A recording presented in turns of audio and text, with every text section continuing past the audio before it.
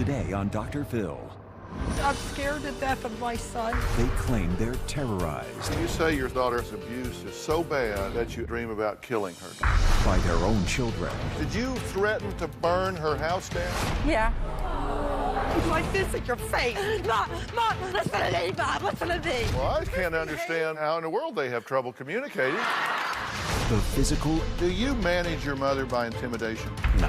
I don't believe that, and I don't believe you believe it. And emotional toll. I don't know how much better role model I can be. You're perfect. You're a great role model. And we all can't stand to be around you. Is it parental abuse? Dr. Phill, I suffer every type of abuse. Emotional, physical, verbal, mental. The person who's doing this to me just needs to vanish. Dr. Phill, I need your help so desperately. I am in a very abusive relationship with someone I love very much. He makes my hair stand up on end. I'm in fear all the time. Please help. Those two women say they are embarrassed by the abuse they endure day in and day out, from intimidating, in-your-face threats, all the way to hitting, slapping, and being pushed down the stairs. But there is a huge problem for them both. Divorcing their abusers is not an option, because they say the person terrorizing them is not their spouse, but their own adult child. Now, mothers Debbie and Joanne are here, and both say they feel more like battered wives than loving mothers. Now, Debbie, you say your 31-year-old daughter Amy's abuse is so bad that you actually dream about killing her, true? True. It's a horrible thing to want to feel or say. You're just so desperate to have the abuse stop. You don't actually want her to die, of course. You just want the pain to stop. You want the conflict to stop. Yes. And Joanne, you're worried that your 28-year-old son, Jonathan, could become so angry that he could hurt you, even by accident when he's raging. Yes, Dr. Phill. He is so outraged. Sometimes he doesn't know what he's doing.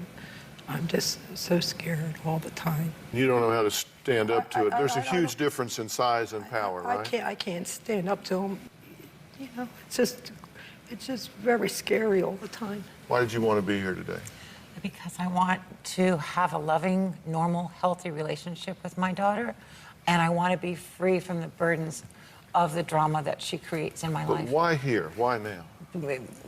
I have nowhere else to turn. I'm desperate. I've tried every avenue. This was my last resort. Why for you? Why do you want to be here? Why now? This is a last resort for me as well. I'm just so desperate for my son to get help. Well, the truth is, I wish you would have both come here first instead of last, because maybe we would have saved a lot of time and a lot of trouble. We'll see. Debbie says her daughter Amy makes her life so miserable she wishes she would just vanish. Take a look. Amy is abusive to me. She's over the top, volatile, calls me everything in the book. You, the word, bitch. Amy is belligerent. She's a spoiled brat. She makes my life miserable. The first time I ever noticed any physical abuse was when Amy was 16. She's shoving and kicking and biting me and pulling my hair and pushing me down my own staircase. I have no idea why I didn't call the police. I guess I'm thinking that she's 16, she's a child.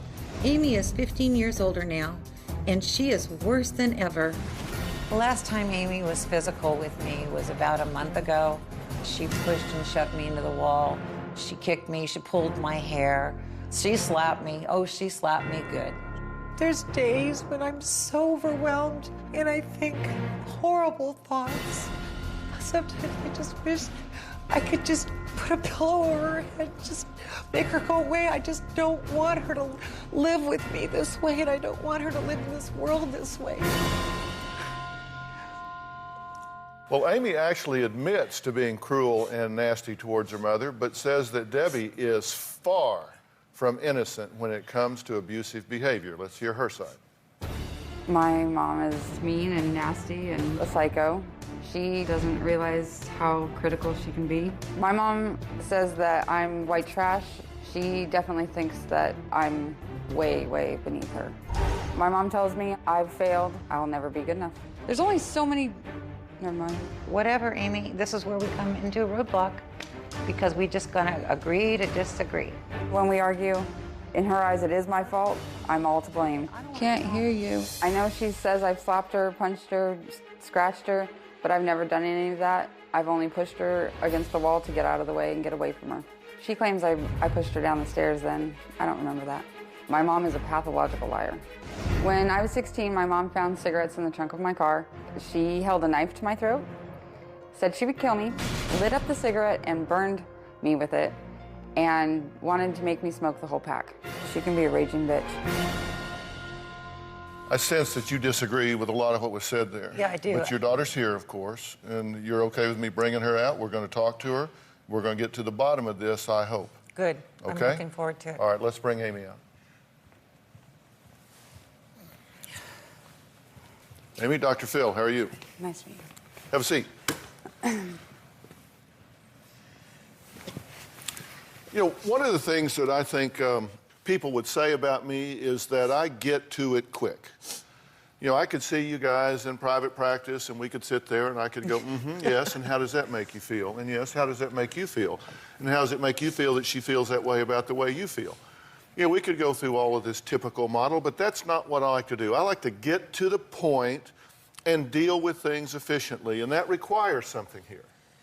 It requires you and you to make a threshold decision.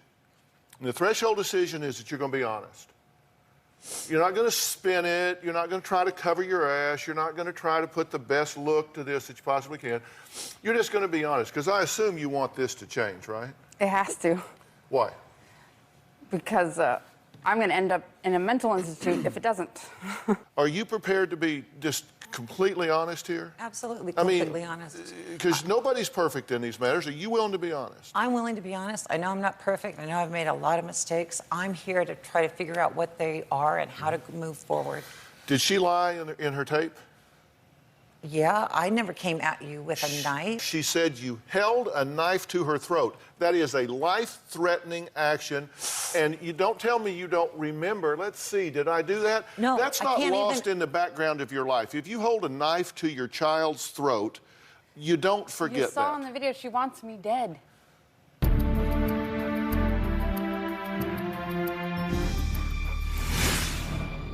Did you threaten to burn her house down?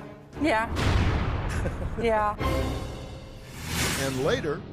Mom, listen to me, listen to me, listen to me, listen to me, Mom, listen to me. We were at my store and we were having another discussion about either her being late or her taking money out of my business. And I grabbed her arm as she's trying to leave. And she pushed and shoved me and kicked me, trying to come after me. I threw one of the dog kennels in her way to block her. She went and hit the floor. And at that point, I really didn't even care if she was hurt because I know that her intention was to hurt me badly.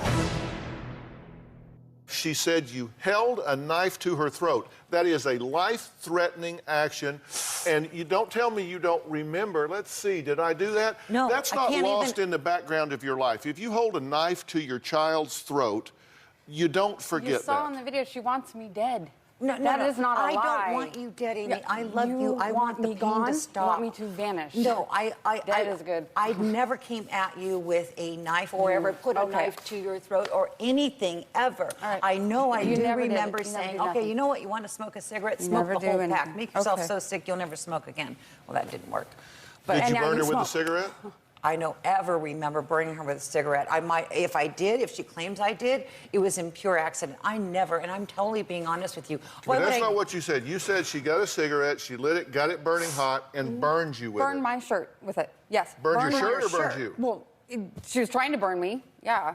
I had I clothes probably on. did burn your shirt. I was probably trying to ruin something because I'm trying to get your attention. But no, I never came at you to hurt you or burn you. Okay. This is why I say we're going to have to work agree to then. This is not gonna work. disagree because you... If she can't be honest, this is not going to happen. Well, and let's this see, has let's been the see problem. where you are on the honesty scale here. Do you have any ownership in this situation at all? Absolutely. Okay, what? What are you doing that's inappropriate here? I'm not being the bigger person and refusing to get involved in her. Well, you're sitting here kind of self-righteously and sanctimoniously. This just won't work. She isn't going to be honest. Let's see if you're going to be honest. Did you threaten to burn her house down? Yeah. Yeah. I mess with her a lot. Why would you say that grinning ear to ear? You threatened to burn the woman's house down? Because there's nothing I can do to her. There's nothing. I cannot get her to listen to me. I can't. She can hurt me and hurt me and hurt me all she wants, and I can do nothing. Did you threaten to burn her clothes? Yeah. Now, you're a guest in her home, right? Yeah. You live in her home, under her roof, at her expense. So why do you live in her house? She invited me. She took me out of my apartment, which I was doing just fine in for 5 years.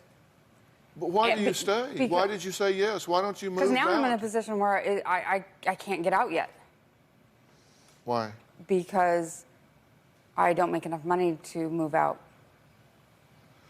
Do you pay any rent? Do you pay utilities? Rent do was you pay all anything? the utilities. Well, not all of the utilities, but there are utilities in my name.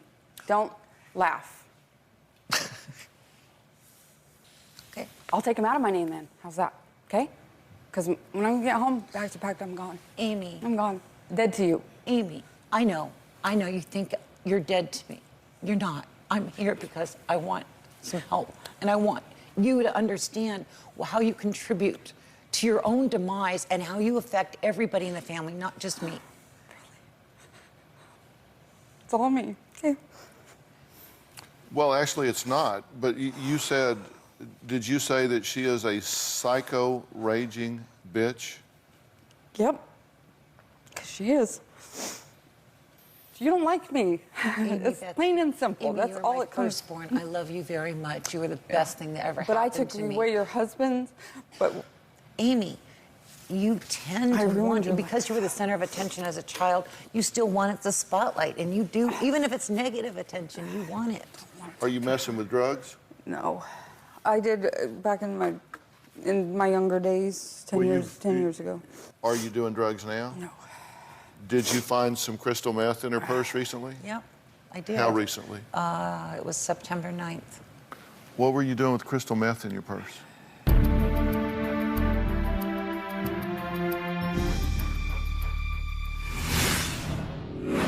Her room, it's a filthy, disgusting mess. She smokes in her room, and I said no smoking. She throws clothes all over the place. Now she brings a cat into the house, poop all over the place. She says, get used to it or off, Mom.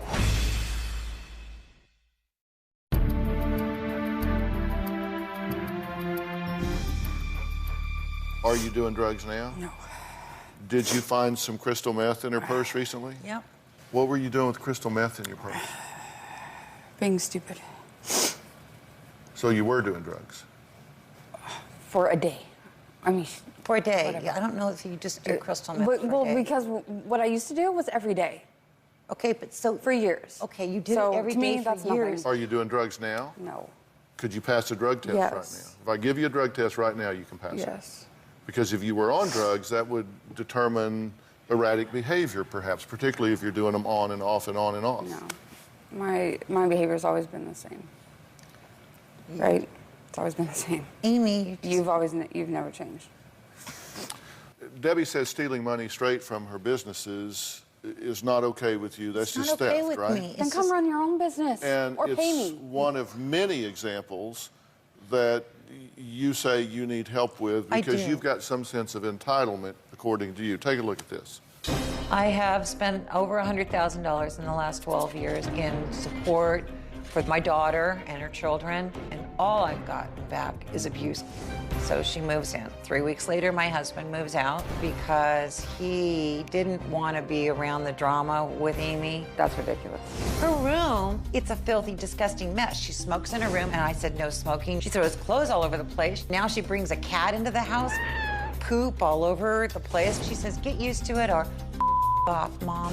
You're just a royal bitch. You're a royal pain in my ass. Stay out of my damn room. I do a lot around the house to help out. If I vacuum, I didn't mop. There's always something I didn't do. I come home with a week's worth of dishes laying in the sink. The other day, she just told me she would call the sheriff if the dishes weren't done. It's not even logical. She wants her house to be a model home all the time. I don't know why.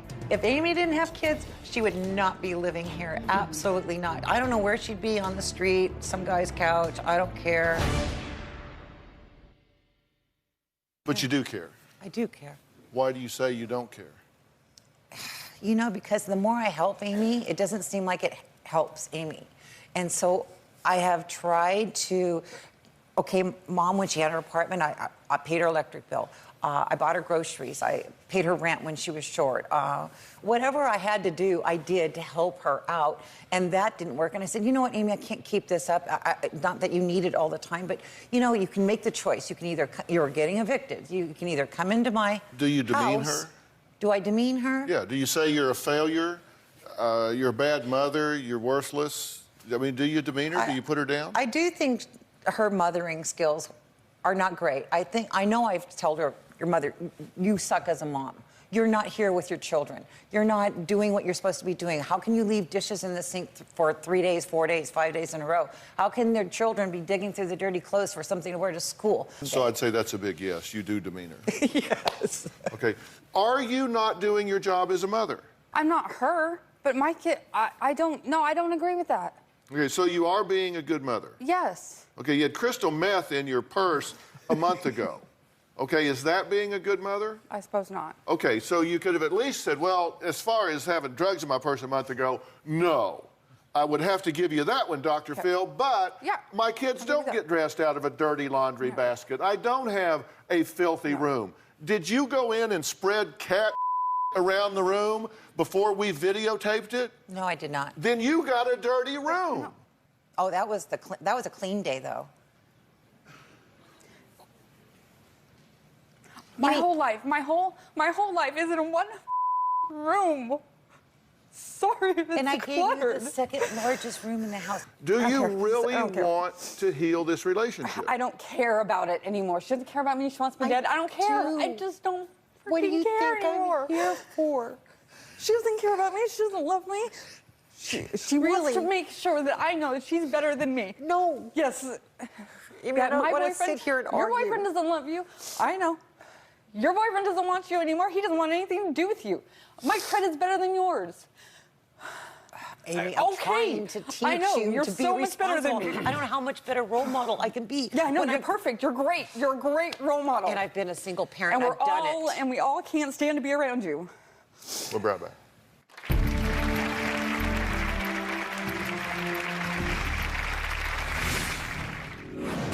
Just, Oh no, no, I'm done. Amy, Done. I Amy. can't. No. Amy has taken approximately $1,800 out of my business over the last year. I don't steal. I just take an advance. I call it theft. I either pay the money back in tips or it's taken out of my check. It's just that I don't make a whole lot of money and I need to get through till my next paycheck. On several occasions, she's taken every last dime out of the register, and my employees will come to work and they'll say, Debbie, there's no money. How do you want us to operate today?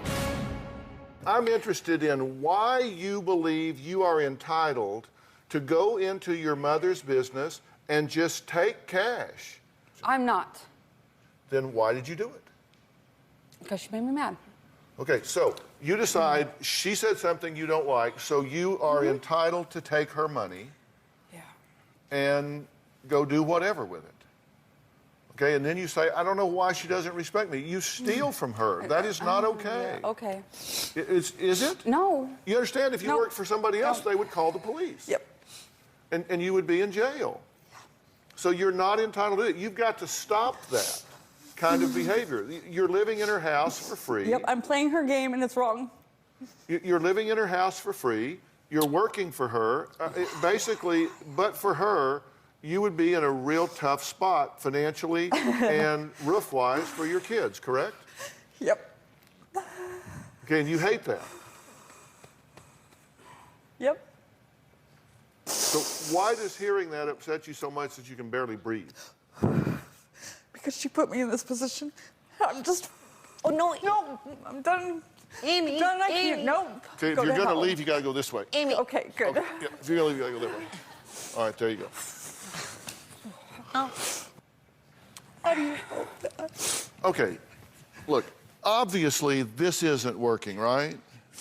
And what she's interested in is being away from you, but she can't. She can't get away from you, right? Because Right. she's She works living in your with me. house, you're paying her salary, you're paying a whole lot of other things Right. as well. Right. So basically, you've got your financial hooks in her, so she can't get away from you. She feels like she's being controlled. I'm not controlling her. Well, no, you are controlling her. Whether it's your intention or not, you're controlling her because you pay her, you house her, all of that, and you say you do it because of the grandchildren. You said, but for them, she could just go do whatever she Right. wanted to do. First thing you got to do is get her out of your house. Get her out of your house. Get her out of your house. Oh. Well, I don't- do whatever you have to do. Give her a rent stipend for a period of time. Get her out of your house. Help her find another job. This being inextricably intertwined in each other's lives is not working. It isn't working. You're in each other's way. She resents you for what you do for her. Right. You resent her for taking what you give her, and then you criticize her for not doing things the way you would do them. She needs to live on her own. And you need to find something that girl is doing that you can reinforce, that you can praise, that you can say something nice about. And I have. Because I got the sneaking suspicion that you are like fingernails on a chalkboard when it comes to criticism. Yeah. Yeah. But you've got to start getting some separateness here, and you've got to find her doing some things right, and you've got to let her know that you believe in her. I do. And I've It praised doesn't her. help that you know it. What helps is if she knows it. And listen, perception is reality, and her perception is you are not proud of her. You are not accepting of her. You are not happy with her. There's nothing about her that you think is okay. When you're dealing with your kid, Right. it takes 1,000 attaboys to erase one, you're not good enough. Okay. Okay. Okay? And you two are going to need some help redefining this. And I will Right. get you that help. I will get you somebody that will sit down with the two of you and help you negotiate a new relationship. Yeah. The issue here is she's not proud of where she is in her life right now, and she doesn't need you to rub salt in that wound, but boy, you are quick to do it. Now, I want to talk to this other mother that was here. Right. And I want you to listen to everything I'm going to say to her. Okay. Everything I'm going to say to her will fit in your ear just perfect. So coming up, I'm going to talk to the other mom we met at the top of the show. She says she's scared to death of her 28-year-old son. And when we got parents and children fighting, getting in each other's face physically, something's gone way wrong. That's not the design. That's not my idea of the phenomenal family. We'll be right back.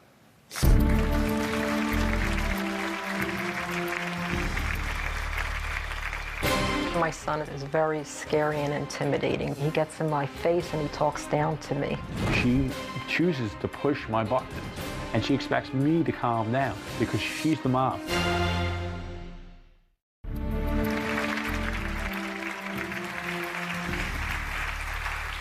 Okay, we're back. I had been talking with Amy and Debbie, and then Amy decided she wanted to leave. And by the way, Debbie, she's upstairs, and I'm happy to talk to her if she's got questions, but I don't chase people, and I'm not going to reward that behavior by chasing her, so we are moving on. Now, Joanne says that she truly believes that her son Jonathan needs mental help. Her words, not mine, because of how abusive she says he is towards her. Take a look. My son is very scary and intimidating. He reprimands me when he speaks to me. I do get loud with her. When she yells and screams at me, I don't sit back and take it. I yell and scream right back at her. He gets in my face and he talks down to me. I was a corrections officer, and she's afraid that I'm going to go off the handle and beat her like I would beat an inmate. He's Mom, Mom, Mom, and he jumps up and down, and sometimes he starts crying because he's like so enraged. She makes me look like the bad guy that she's in fear of me because I'm 6'1", you know, and she's only 5'4". The saliva in my face, the mouth all like curled up and foam coming out of his mouth, literally. Let me tell you, that little 5-foot-nothing woman that she is has put me up against the wall plenty of times. She's the one to be feared. One time, Jonathan got so outraged, he put his hands around my husband's neck and was just choking him. She chooses to push my buttons, and she expects me to calm down because she's the mom. I'm afraid he's going to hurt himself or my grandson. I don't know what else to do anymore. I'm beside myself. I can't stand being around him. So what do you think about that tape as you watch it? I never say anything to him. I don't even get a chance to speak to him because he's just outraged at me all the time. How do you feel about your mother? I love my mom a lot. Are you unkind to her? I'm not, to start with, no.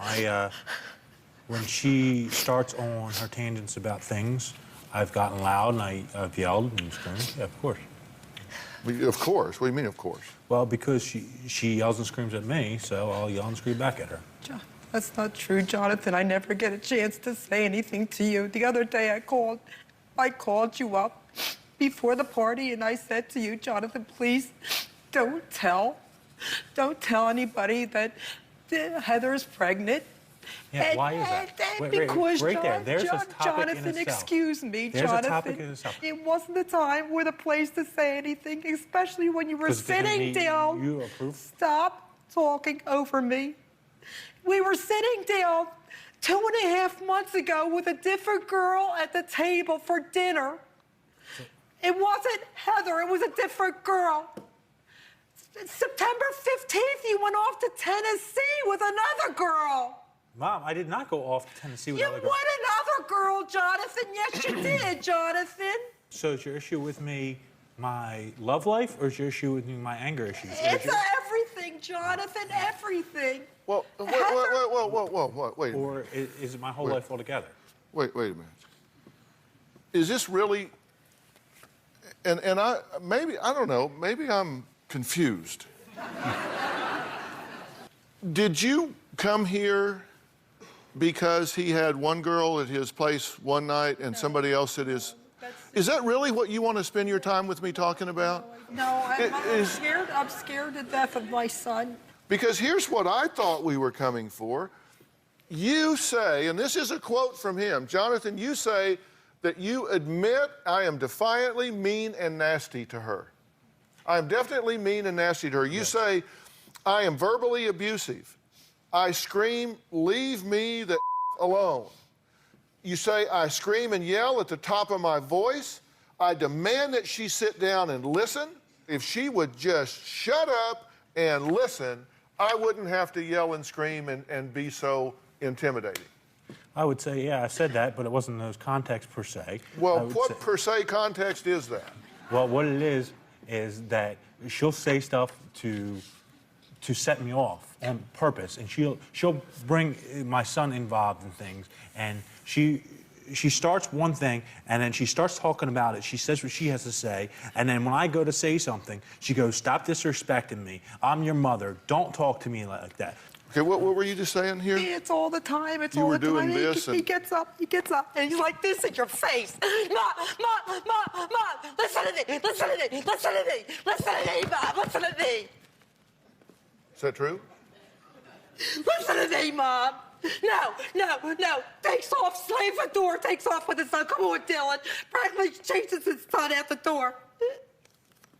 Is that true? Is that a fair characterization? No. Listen to me. Listen to me. Listen to me. I do scream. I have taken my son out of the house because I don't want to see in the situation. Absolutely.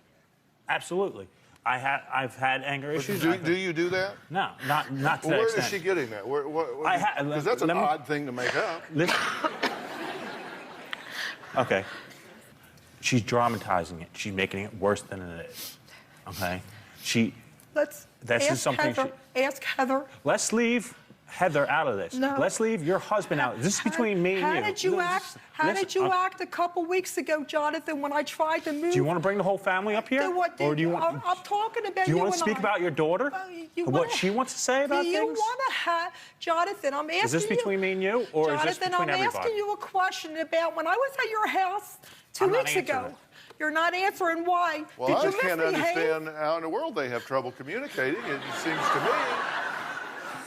I just don't even know what to start working on, but I'll take a break and figure it out. Now, Joanne says she's not the only person her son bullies and intimidates. We're going to find out who she thinks is becoming Jonathan's next victim. Be right back.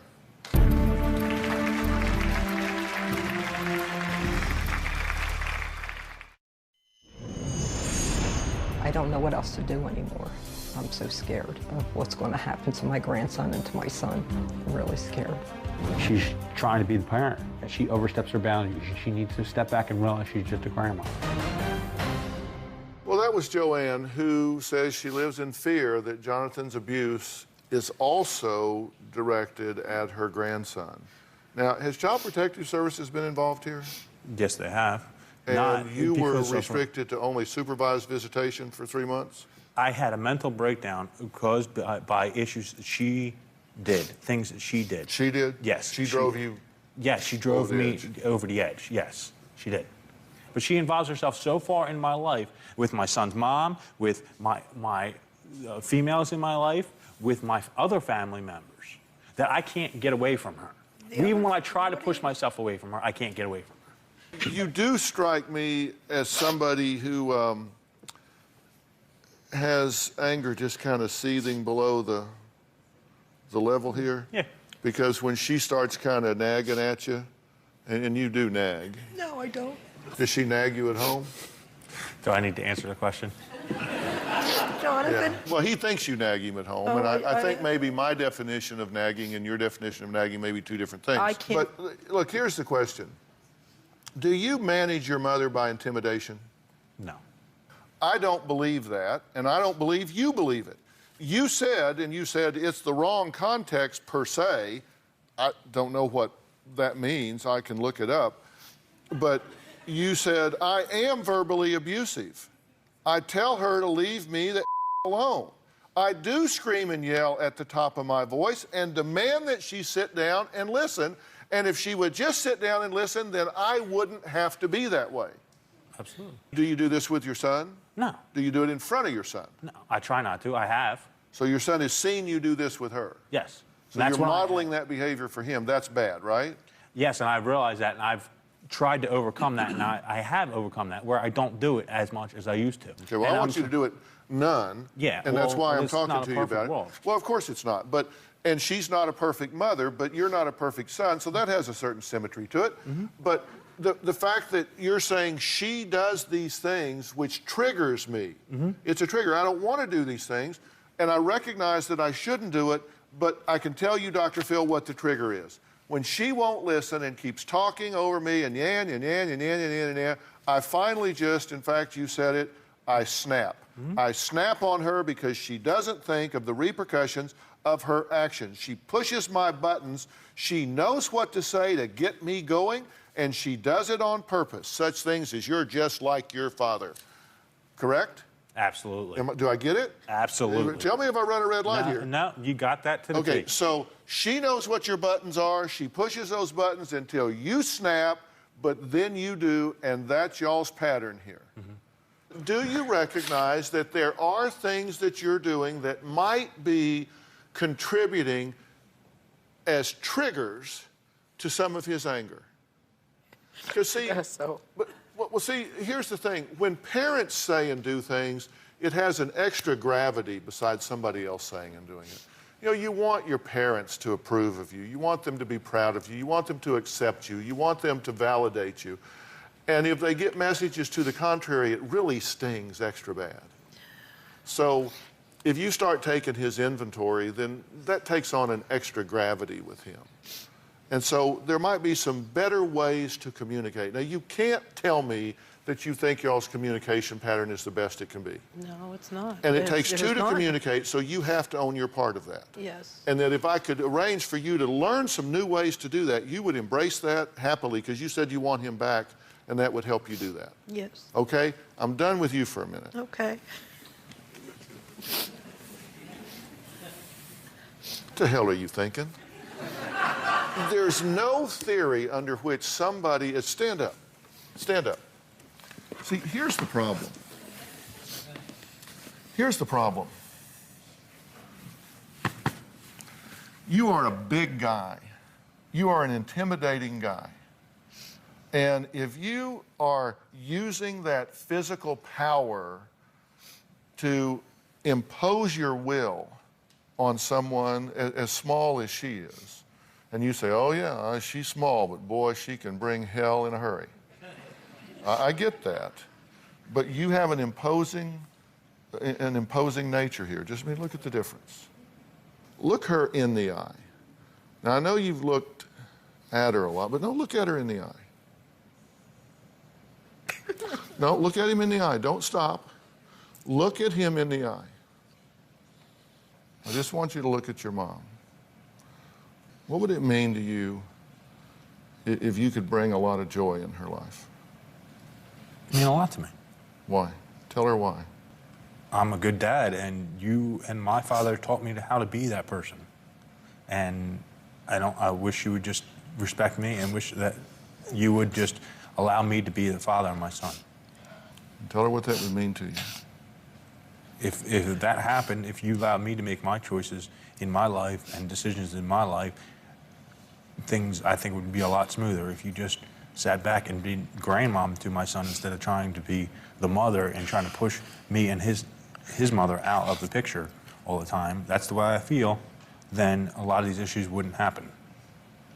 And I wouldn't get so angry. I wouldn't get so mad. And how would it feel in here if you knew that she accepted you, supported you, and was proud of you? Oh, it'd feel great. But she doesn't. Then tell her, I ask you to give me that. I ask you to give me your support no matter what decisions I make and what I do. Even if they're the wrong ones, that you stand by me and show me, guide me the right way, but not tell me that I'm doing stuff wrong.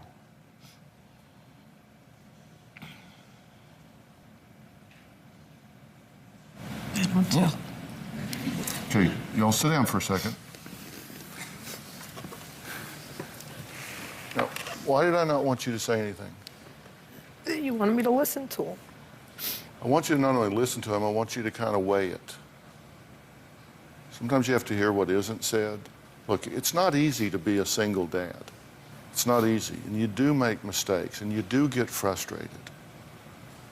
And what I want you to know is that there is no time that it is acceptable for you to be abusive to another person. Not your son, not your mother. And if you do it because you can, because you're bigger, you're stronger, you're louder, then that's just being a bully. And your son doesn't need a bully. He needs a soft place to fall with a father that loves him and guides him. Your mother needs for you to conduct yourself in a controlled fashion. And if you can't, because she's pushing buttons, whether she intends to or otherwise, then you need to take yourself out of the situation. Which I've tried to. It's unbecoming to you as a man. It's unbecoming to you as a father to impose your will on a woman, impose your will on a child. That's unbecoming to you. That's not the role of the man in the family. You need to be a provider and a protector and a leader and a teacher. Now, I'm not saying that you don't have justifications for irritation, that she may not cross the line and create problems for you. I get that. I really do. But meaning because you have a justification to do it doesn't mean that you have to do it. And I'm calling on you as a man to say, I'm going to resolve that I am going to conduct myself with dignity and respect, even if I don't get it. But you need to resolve that, you know what, if I'm going to be a man, if I'm going to be a father, I need to require more of myself than what I have in the past. And if you do have issues with anger, there are ways to handle that, and I will get you help with that. But I want you to claim a peace in your life and a peace in your interactions and just not be around people who pull your triggers. And if you're around him and they pull the trigger, then you leave. And soon we'll learn. If I don't do that, he stays around and we're joyful. And if I do, he goes away. You know, it's a pretty simple metric here. And I'm going to give you some skills to do that with, where you can elicit from other people what you really wish you were getting instead of what you are getting. There's a way to do that. There truly is. Because you're a very charming guy, and so you can use that to your advantage. Handsome too, isn't he? But, pardon me? He's handsome. He's pretty easy on the eyes. I mean, I understand there might be a few girls around, as you pointed out to us. And we'll be right back.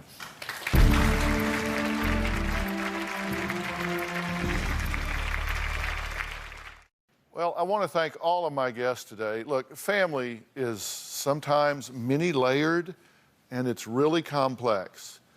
But it is family, and it's worth that extra effort. More information about all of this, go to drphill.com. Thanks for being here. So long.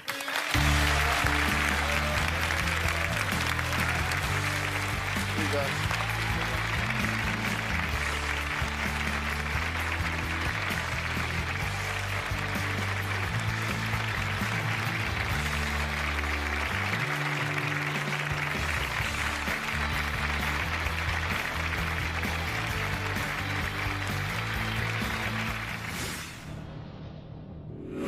I walked off the stage because I'm not interested in fighting with my mom. Some of the things that she said, how she wants me dead, wants me to vanish. I can't forgive her for that. From being on the show today, I got the motivation to leave. When I get home, my bags will be packed. I don't see reconciliation a possibility. She needs to take a good look at herself before I'm willing to do that. Today on Dr. Phill. You say he's an animal that belongs in a cage. They agree their son is uncontrollable. You just came out and you threw a pill bottle at your mother. I don't need pills in order to sit down and talk. But will they give in to him? I'll always forgive him because I love him. Or disown him forever? I regret the day that we adopted Adam. You said that you should have just drove past the hospital. Yeah, maybe that would have been the best choice. Let's do it. Have a good show, everybody. Here we go. I hate to see people suffering, and you've hurt long enough. Stand by, Dr. Phill. I'm going to get you the help that you need. 5, 4. This is going to be a changing day in your life. Go, Dr. Phill.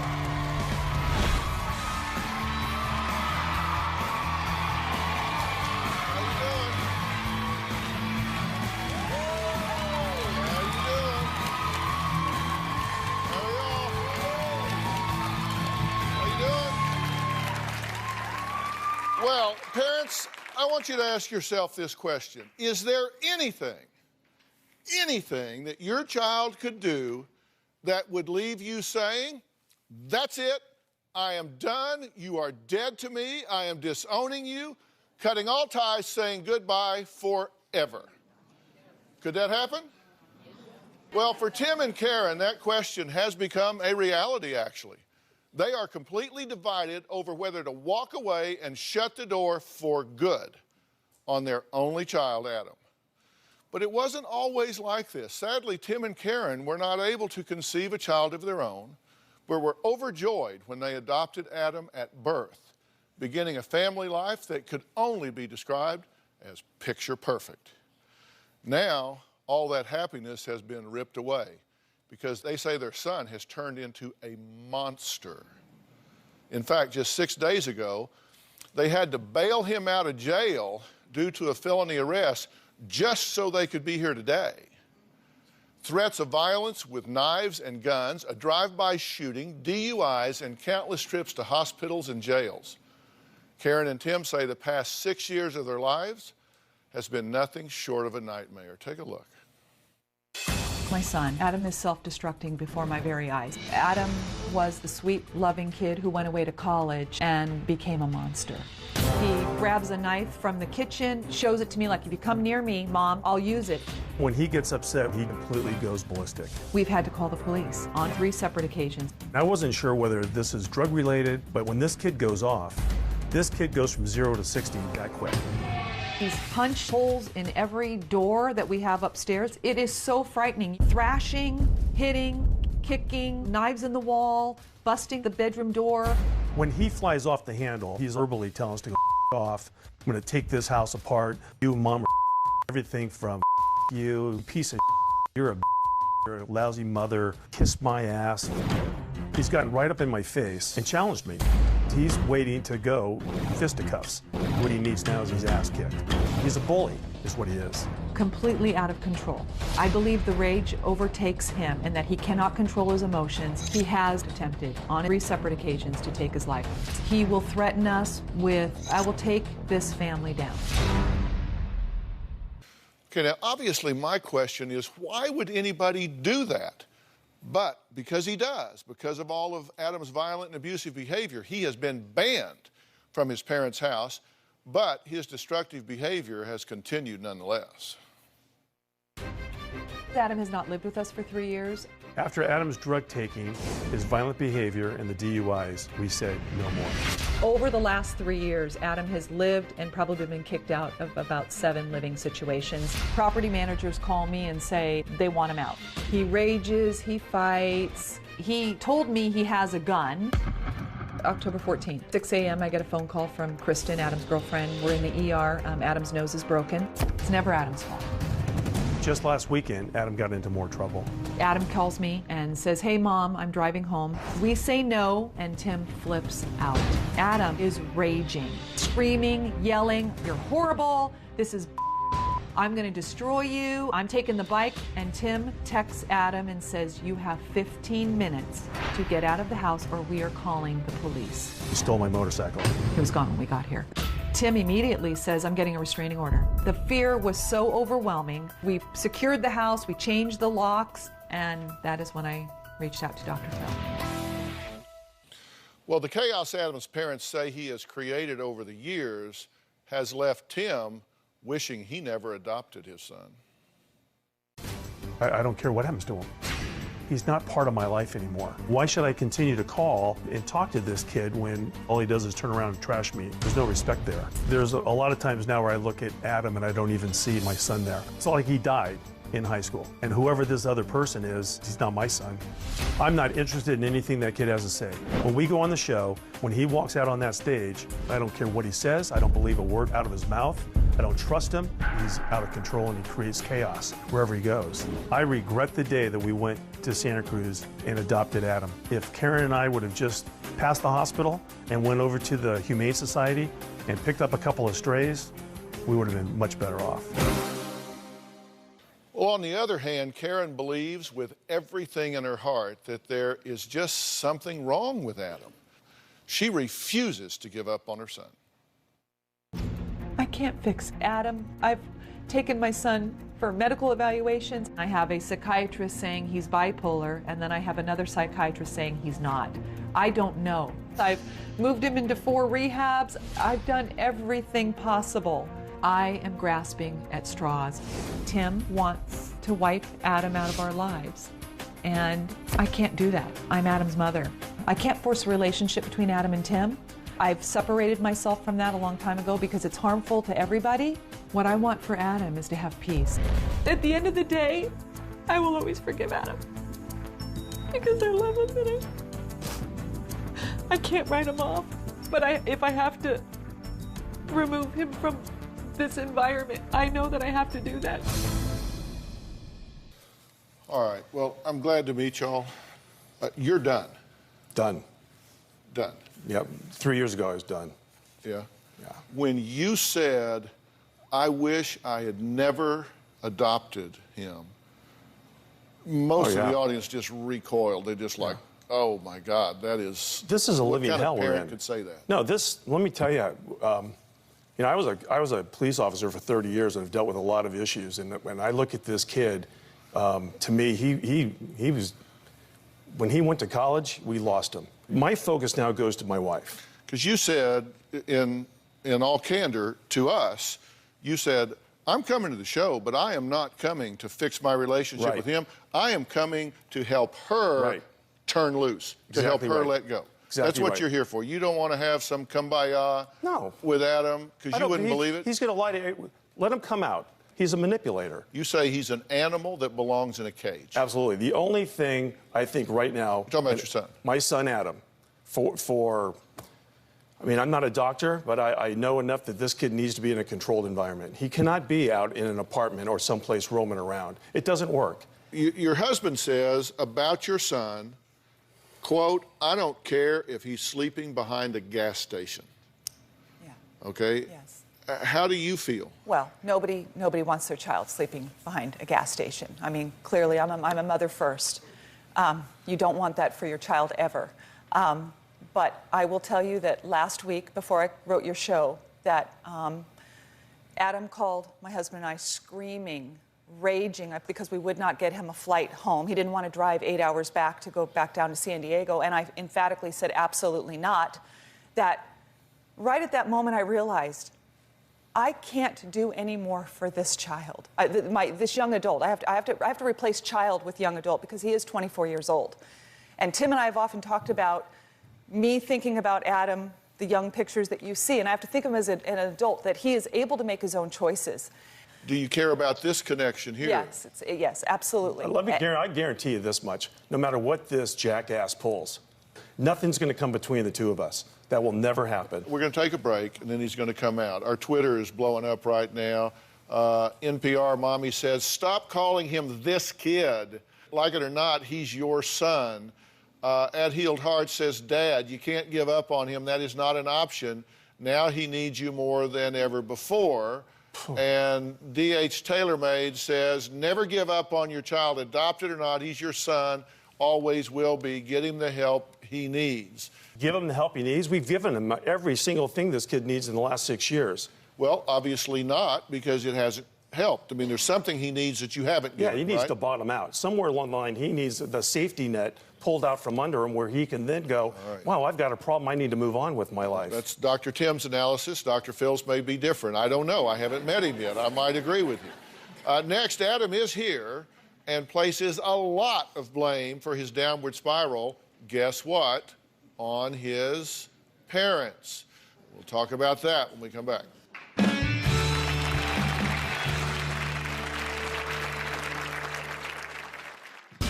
My parents had a complete influence on me becoming addicted to drugs and alcohol. I pulled a knife on my dad because I couldn't get their attention in any other way.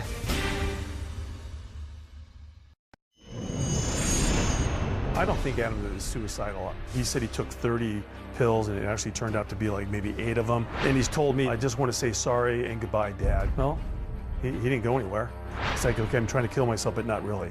It's complete manipulation.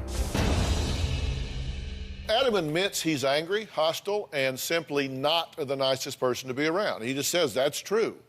He chalks up all of his issues, from past substance abuse to multiple arrests to being byproducts of how he's been parented. I believe that my parents are very responsible for a lot of it. Being sheltered, going off to college away from my small, rich, little community, and having no responsibility aside from going to school. I was seen by a number of doctors who right off the start said that I had ADD. At that point, my parents thought there was something mentally wrong with me. I was bipolar, I had an anxiety issue. I was first introduced to Adderall and Xanax, my drugs of choice, by psychiatrists and doctors. And illegally, I have used marijuana and cocaine, crystal meth, heroin. My parents had a complete influence on me becoming addicted to drugs and alcohol. I sold drugs to not only support my habit, but to fill the void of not having parents in your life. I can lose my temper very quickly. I pulled a knife on my dad because I couldn't get their attention in any other way. I was just that sad little kid who got violent because when I spoke calmly to my parents, it didn't work. I have a very addictive personality. But right now, am I addicted to drugs? No. I have so much anger towards both my parents.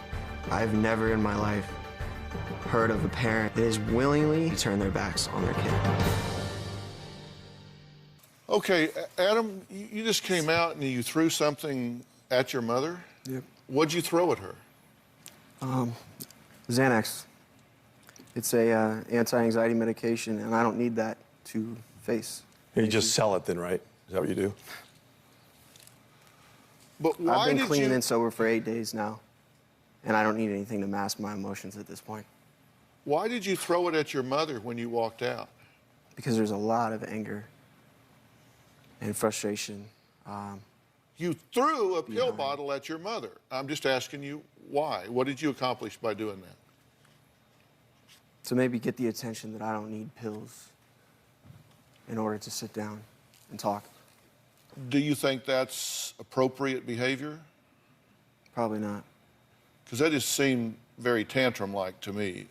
You pulled a knife on your mom and dad, and you said that was because they wouldn't hear you otherwise. If I talk like this, it doesn't mean to you. It doesn't Seriously, mean... when have you ever talked to me like this? And the whole clean and sober thing and the whole thing, the relationship built up. Not more than 8 days ago, you came home for 2 days, you sat in the hot tub and you smoked dope. That's building up the relationship with me? And then we go to Tahoe, you come home, and then I come home and you threaten us, make our life miserable on Sunday and steal my motorcycle? That's building a relationship? You gotta be kidding me, seriously. This is the that you pull. She buys it, I don't. You want to show me something and get a relationship back? Okay, maybe it sounds a little harsh that I've got to cut ties with you because, quite frankly, I'm not going down this road. And my job here isn't for you today. It's for Mom to get on board with me. And if you want to choose to live that life, Adam, then you know something? Knock yourself out and go live it. Just leave us alone with it. That's the bottom line. If you want to sell drugs and you want to be you don't want to do anything that's right in society, or I don't really care what you do, as long as you leave us out of that lifestyle.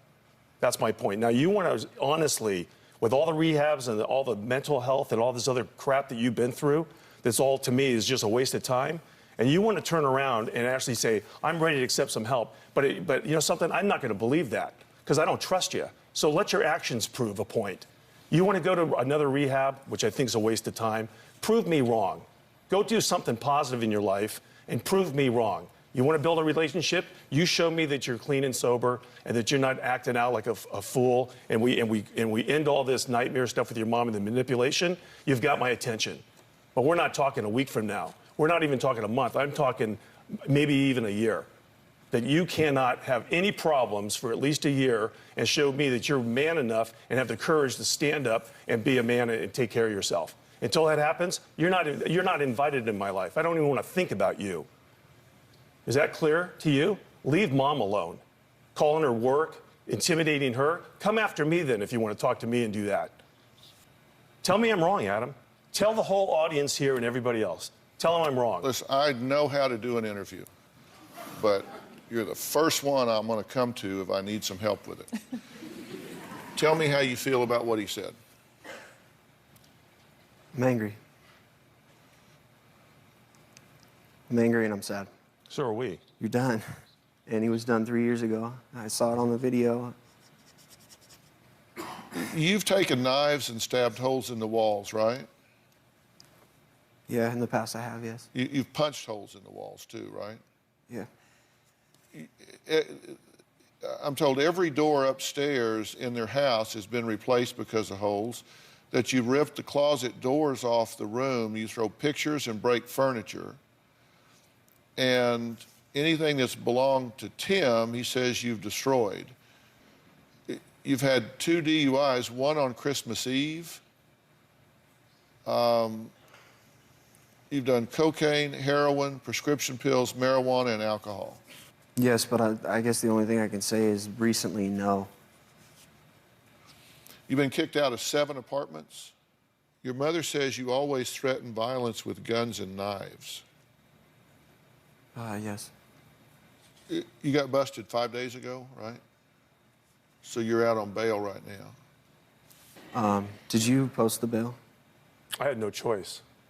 Why didn't you have a choice? Because I felt really comfortable exactly where you were. You were going to be in a controlled environment where you can't manipulate anybody. And if that's county jail for you, then that's county jail. The only reason you're sitting here is because I agreed to come on this show to help Mom get to the point where she's not going to be torn up every time you make a phone call or make another one of your bad judgment calls. If I was a parent, I don't think I'd ever turn or say I'm done with my son or daughter, ever. prove me wrong and change your life around and be somebody that doesn't commit crimes and intimidate and destroy your mom every single time you have a problem. So can I ask something? Yeah. So when I did get 30 days of sobriety, clean and sober, for the first time in my life, who came and visited me? Mom did, right? Yeah, I didn't. And you know why? I've been saying it through the whole show. Maybe it's a little harsh to people that don't live in that situation, but I don't trust that. 30 days is nothing to me. What do you want to hear from your parents, from your dad? What do you want to hear? I'd like to hear that you love me, but I know I that love you. I know that that's not true at this point. I do. It's just a hard way that we're going to have to go down a road to prove it. You might not understand that right now, maybe sometime in your life, and I hope to God it happens for you. Yeah, I'll always love you. I just can't have you anywhere around us. I mean, you said that you should have just drove past the hospital. Yeah, you know what, something, Adam? That makes me feel really good. Well, you know something? And sometimes maybe there's a little shock to some of these things I'm going to say to you because I'm angry. And people say a lot of things when they're angry. But you know something? If I knew the hell that you put us through in the last 6 years, yeah, maybe that would have been the best choice. So you'd take it back? Because you've erased, yeah, I'd take it all back because you've erased it all. You want to start all over again and show me that, you know, we can move past this? We're a long way from that right now. Like like I said, my concern isn't for you right now because I don't believe anything or trust you. I'm done. You've emptied every gas tank that I would have with any emotion towards you, except for that I'm trying to protect Mom. And you can sit here and shake your head all you want. I still love you. Yeah, prove it. Well, Adam says he's been clean and sober 8 days. Well, we put him to the test, and we're going to tell you the results when we come back.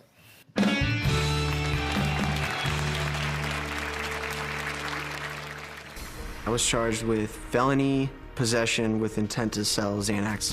And now things get real. $10,000 bond and 2 felony charges. I worry what this kid's capable of. Let's face it, a lot of kids kill their parents. I'm more in fear, actually, of Adam popping up and causing problems in this house than I am with people I've actually put in jail for the last 30 years.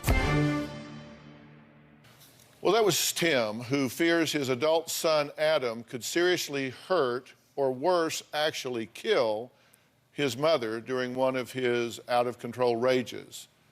And maybe that's not so far-fetched since Adam has pulled a knife on both of his parents in the past. Police even told his mother that in the past year, they had to arrest Adam for threatening someone with a gun. Well, 6 days ago, he was arrested for a felony and had his bail set at $10,000.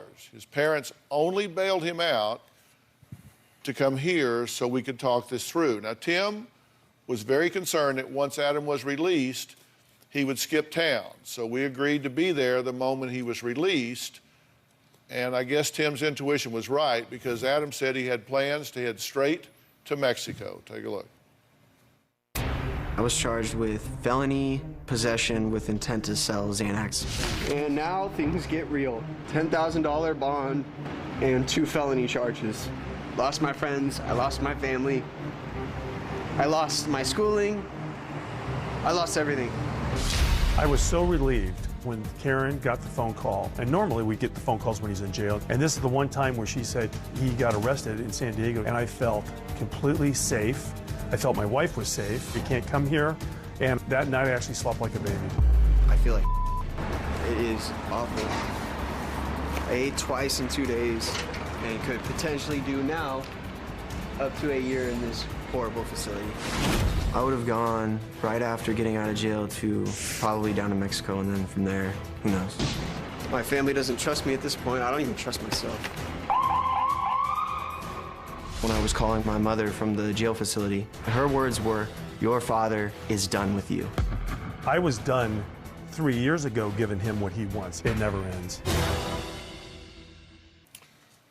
Are you a threat? Your father says you're a threat to your mother. Are you a threat to your mother?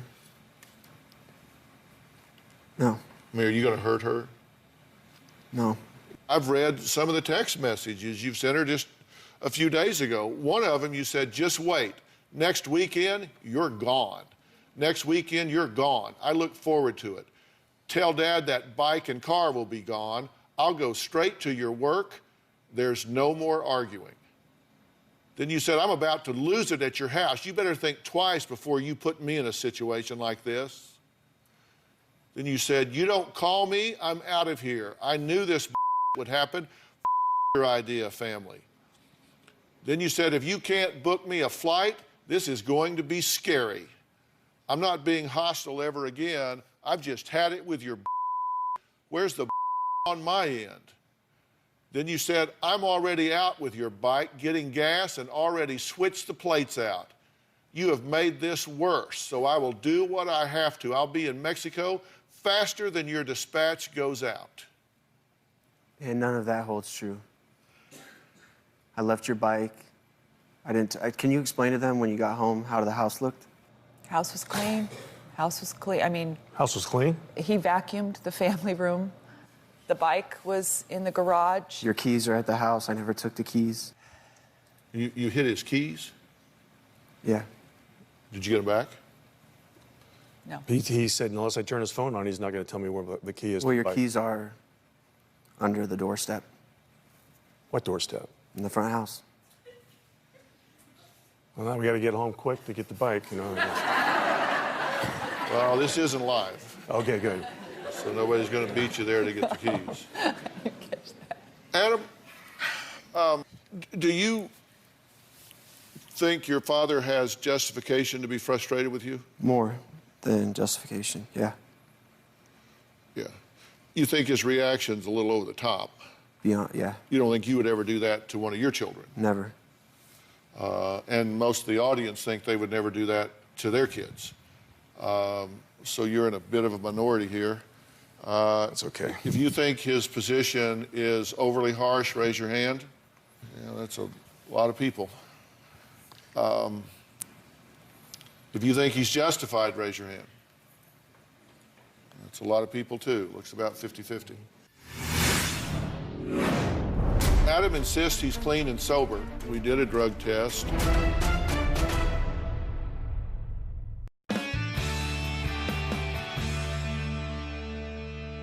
Adam insists he's clean and sober, so we gave him a drug test. We sent it to a lab for the results. Can I see a list of all of the prescription medication that this young man has had? So you got Adderall, Percocet, Vicodin, Vistaril, and Klonopin. And he tested negative for everything but marijuana. He was also negative for Xanax, which is what he was arrested for, allegedly trying to sell. So what's happening to all of these drugs? Where are they? The majority of them I took. The ones that I didn't take are there, and the rest were taken by police. You've been prescribed a lot of medication throughout your life, right? Yeah. Because you've been diagnosed as everything. bipolar and ADD, ADHD, and a variety of other things. Don't you think you ought to figure out why you're behaving so erratically? I'd love to know. Because despite your attitude, go through this thought process with me, Dr. Tim. People do things for a reason, right? Right. I mean, we don't do something for no reason. Right. I agree. So if somebody's doing something that is not generating the results that they want or anybody else wants, something's happening in there that distorts their reasoning. Correct. True? True. So in that regard, you've got to be saying, where's the why? And that may not be your job, but it's got to be somebody's job. You got to figure out, like you're saying, I'm done, I'm through with him, it's over, I'm not going down that road anymore. If I ask myself why, I can make a list. I can go look and make a list. Say, well, he's done this, lied there, stole this, cheated that, threatened my wife, blah, blah, blah, blah, blah. I go down a list. I can make a list of why you're that way. What's your list for him? I'm done with this because he's had a tremendous amount of help through this period where I'm sitting back going, until he wants to do something to change his life, and we've had professional people deal with him to try to make him understand that we want him to go down this right road. I don't know how to do that to him. Okay, but that doesn't mean that you stop. Let me tell you, if I have a child, and I have two, I've got one about his age and one a little bit older. If I have a child that is lost in the dark, I am going to look for him how long? I'm going to look for him until. I'm not going to look for him a week. I'm not going to look for him a month. I'm not going to look for him a year. I'm not going to look for him 6 years. I'm going to look for him until I find him. You don't stop looking. You look until. That doesn't mean that you have to lead with your chin. It doesn't mean that you don't put up precautions. It doesn't mean that you don't protect yourself and your wife. But it does mean you look until you find them. And I would want my kids to know, if you ever get lost in the dark, I will look for you until I find you or die. One of the two. I would hope that my boys would know that no matter what. Now, that does not mean I would let them have access to my house, let them steal my cars, tear up my home, any of that stuff. But I would look until I found them. I'm open to that. You said you came here to convince her to join you in quitting on him. And I said, that's okay, because I want you to come here so I can talk to you and say, this is over your head. This is a problem that's bigger than parenting. Yes. But I tell you what I see here. Do I trust him? No. But I think that this is a quality human being. You know, it's the old saying, God don't make junk. And he made this guy right here. And he is a worthy human being, and he is worthy of unraveling whatever it is that's got him all balled up. Are you interested in this conversation? Yeah. Yes. I mean, is it possible that there's something going on with you that you don't understand? You know there is, right? There has to be. All right, we got to take a break. Next, we're going to talk to someone that says that she lived in constant fear of Adam snapping and feared he was capable of anything. I'm talking about his ex-girlfriend. We're going to add her to the conversation. Well, we'll be right back.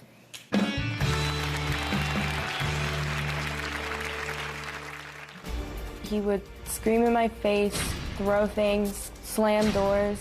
I'd feel like he's a ticking time bomb.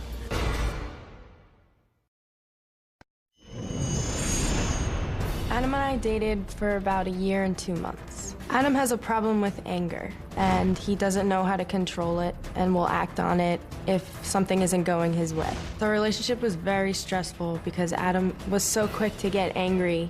Anything could set him off. He would scream in my face, throw things, slam doors. Adam would call me a bitch, and he would tell me to off. I have worried that Adam would harm me because I've never ever seen somebody act that way before. He did slam my finger in a door once, and it was really bad. I thought I had to go to the hospital. I am done with Adam. I'd feel like he's a ticking time bomb. All right, well, Kristen is joining us. You were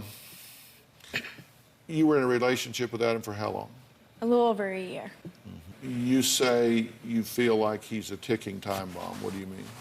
I felt like I was constantly walking on eggshells with him. I had to always think about what I would want to say before I would say it, because anything could set him off. And when you say that he scares you, how? he can get right in my face, like this close to my face when he yells at me, and I'm scared that he's actually going to take action and like punch me or something. He never has punched me, but it's really scary when he's slamming the door, screaming at the top of his lungs, punching my room, anywhere around in my room, throwing things. It's like a huge temper tantrum that I'm really scared. Can I ask something? Huh? Who was the victim of the domestic violence this last time, on paper? I pushed you. I pushed him away from me. And And what happened then? What do you mean? You file a police report? I did against him. And I didn't against you. So? I didn't. Yeah, see this? What are we looking at here? You did or you didn't? I didn't. I had the Well, rightfully so. police hold the records. So this was filed by you? And that's not mine, no. That's him, but I did file a police report against him this Monday. On Monday? On Monday. I wanted a restraining order. I was scared for my life, the way he was acting. Uh-huh.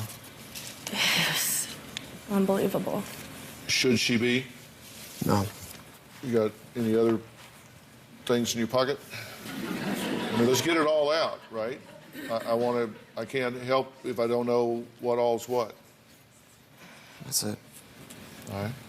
We're going to take a quick break, so we'll be right back.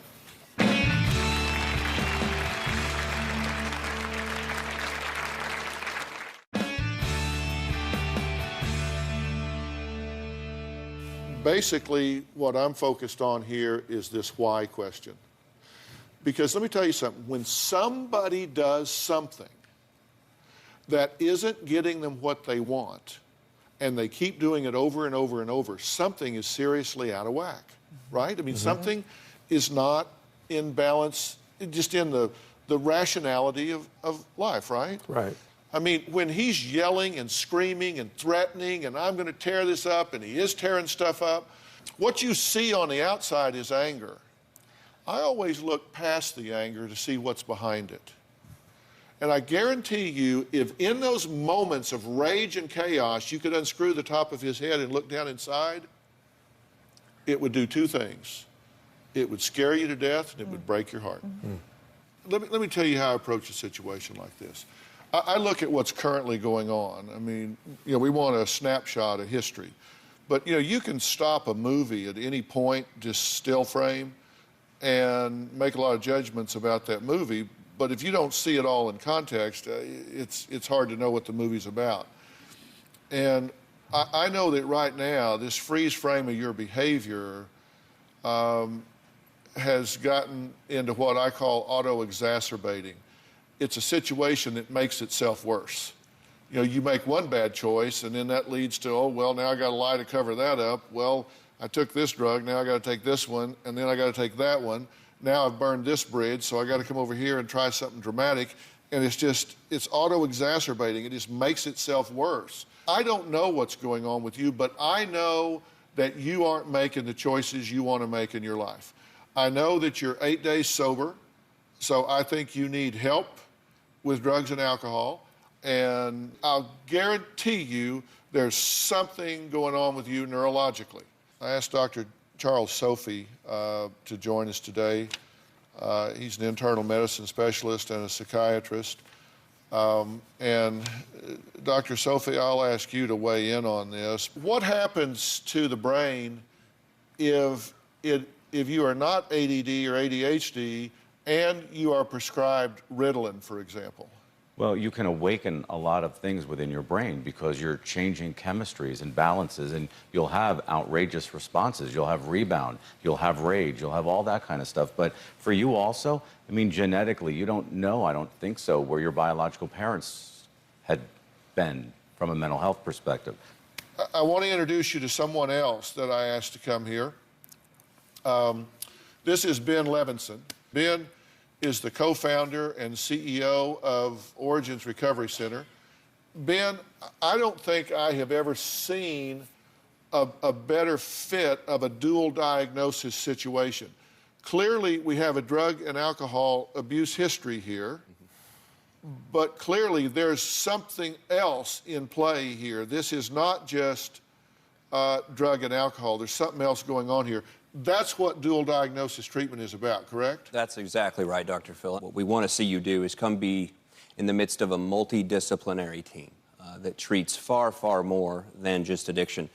At this point, you need to be selfish in your own behalf and be willing to take care of yourself. And I'm making this offer to you. Your parents aren't going to pay for this. This is a gift from us to you. if you will take it and truly figure out what's going on here. Does that make sense to you to do? Sounds great. We're going to get this started right away. I mean, right away. And we'll call y'all at the right time when we need you. Meantime, this is between us. Agree.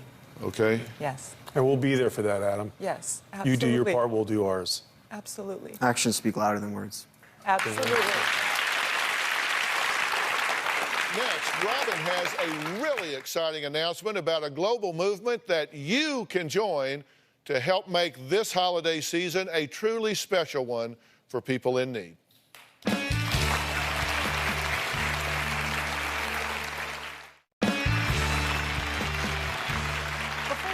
Phill said I had an exciting announcement to share about how you at home could make this holiday season unforgettable for people in need.